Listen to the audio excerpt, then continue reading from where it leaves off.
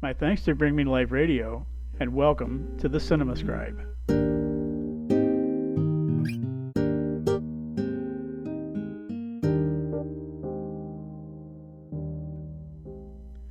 We all want justice. We all want to see it served. But does it always turn out that way? Seeking it requires diligence and a concerted effort to make sure that what needs to be revealed indeed is. Nevertheless, even with the best of intentions and a noble approach, it's possible that the process can become compromised, making the need to fight for the truth even more important. A prospect explored in the gripping new fact-based historical drama, The Trial of the Chicago Seven. The summer of 1968, like much of the decade that preceded it, was a time of turmoil in the U.S. The country was embroiled in an exceedingly unpopular war.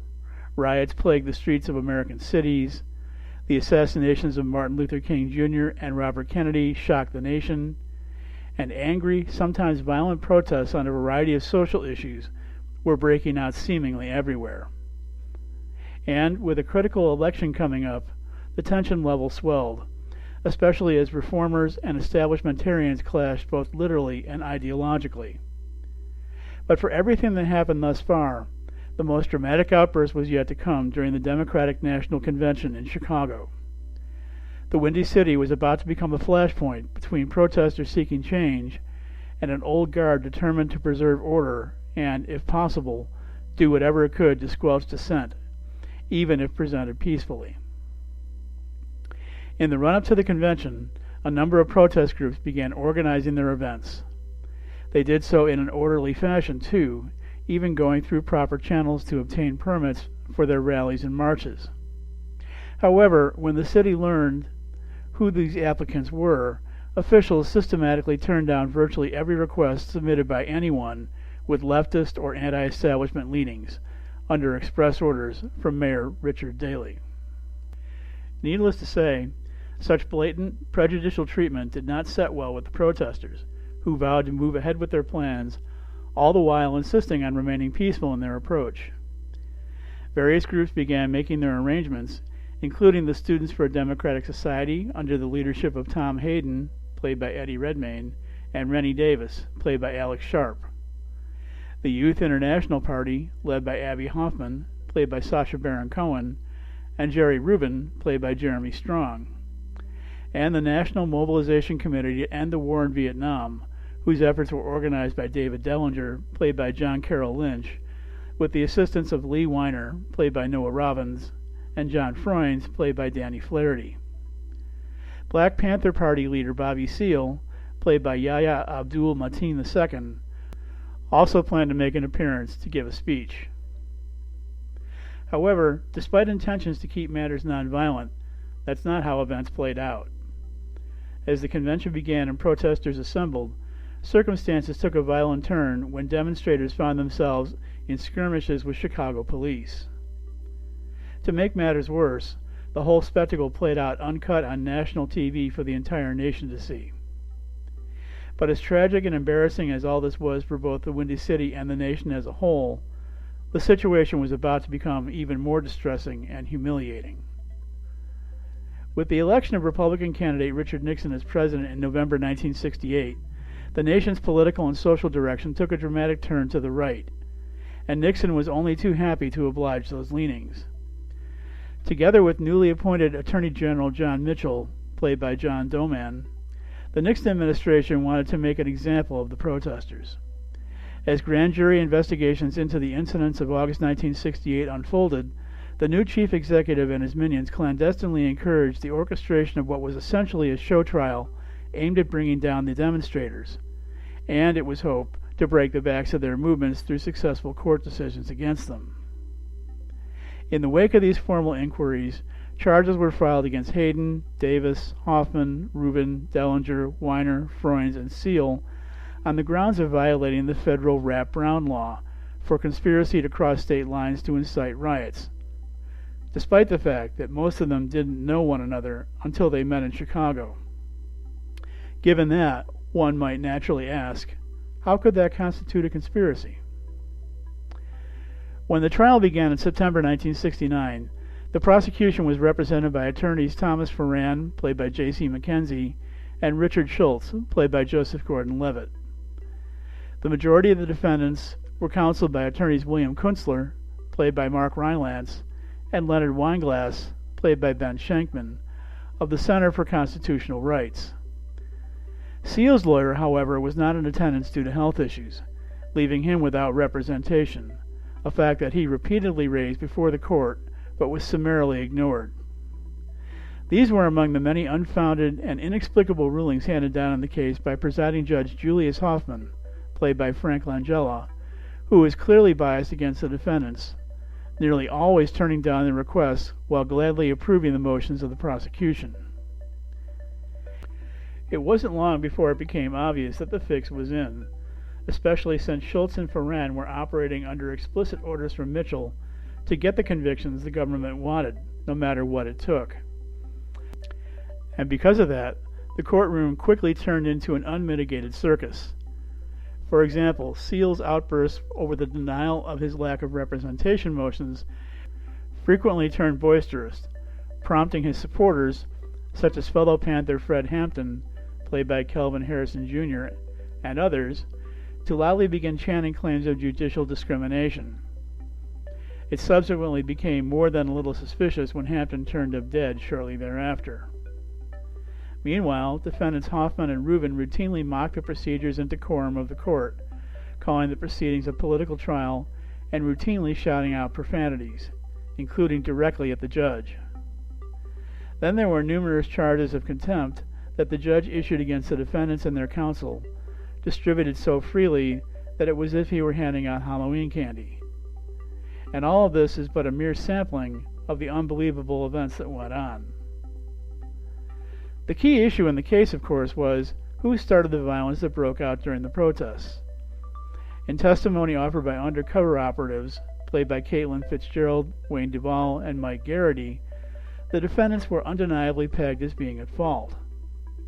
Yet, given the peaceful intentions of the protesters, it seemed unlikely that they would have strayed so far afield from their plans, despite the treatment they received at the hands of the police. So who threw the first punch? That's what the proceedings were supposed to find out. But considering the court's blatantly partial handling of the defendants, it became increasingly clear that they would never get a fair trial or an honest judgment. Unless, of course, defendants' counsel could present a witness capable of blowing the prosecution's allegations out of the water. And, as the protracted trial went on, Kunstler and Weinglass just may have found such a witness in former Attorney General Ramsey Clark, played by Michael Keaton, who looked into the case before leaving office and prior to Mitchell's appointment by Nixon as his replacement.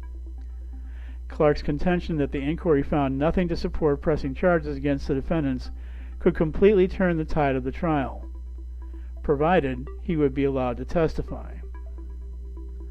Such was the state of the trial as it headed toward its conclusion in February 1970. What would be the result? Would justice be served? Or would it be denied in favor of a politically expedient outcome? That's what a nation on edge was waiting to find out, and what might come of it as the country moved toward an uncertain future. To achieve justice, we must rely on a process that is eminently authentic, faithful to the truth, with a sense of veracity that we can all believe in. But what happens when efforts are made to deliberately manipulate that truth, to bend it in such a way to attain a certain agenda-driven outcome? Can we guarantee that justice will be served under such circumstances, especially when a jury is expected to rule based on evidence that may be incomplete, slanted, or purposely distorted? And if not, what is the likelihood that any resulting miscarriage can be rectified at some point? Those questions were put on trial during this historic proceeding, as this film so clearly shows, warts and all. Yet, despite the many challenges and obstacles that the defendants faced during their trial, they kept fighting, because they believed they were right. They were convinced that they had truth on their side, if only they could figure out a way to successfully bring it to the surface. But perhaps most importantly, there was more at stake than their own destinies, including the right to free speech and the right to a fair trial, both of which were coming under attack by forces seeking to curtail or eliminate them for everyone, not just those in the Chicago courtroom. It's a message that was certainly important at the time, but it's perhaps even more crucial now than ever before in light of the current socio-political climate. And to that end, the timing of this film's release is more than a little serendipitous, a notion that should not be lost on any of us. While this superb docudrama takes some liberties with the facts of this landmark court case, writer-director Aaron Sorkin's latest offering gets much of it right, with what it invents making for some damn good theater. Admittedly, the picture is a tad talky in the first half hour, but that shortcoming is covered well by the film's stellar cast, including Cohen, Rylance, Redmayne, Strong, Lynch, Langella, Gordon-Levitt, and Keaton. And once the picture hits its stride, it's a compelling watch from that point forward, especially in the flashback sequences that recreate the events that were the subject of the trial. This is one we should all see, and make a point of embracing its message. The film recently had a limited theatrical run and is now available for streaming on Netflix. Legend has it that upon exiting Independence Hall after the Constitutional Convention, American political icon Benjamin Franklin was reported to have described the newly formed government as, quote, a republic if you can keep it, unquote. Observers might find that qualification somewhat unsettling, and with good reason. As the trial of the Chicago 7 illustrates, it can be all too easily lost, a warning that should be borne in mind today as we parallel those conditions of 5 decades ago. It's a caution very much in line with Mark Twain's observation that, quote, history doesn't repeat itself, but it often rhymes, unquote. And, considering the stanzas involved in this particular verse, that's poetry we can all do without. I'm Brett Marchant, the Cinema Scribe. Thanks for listening.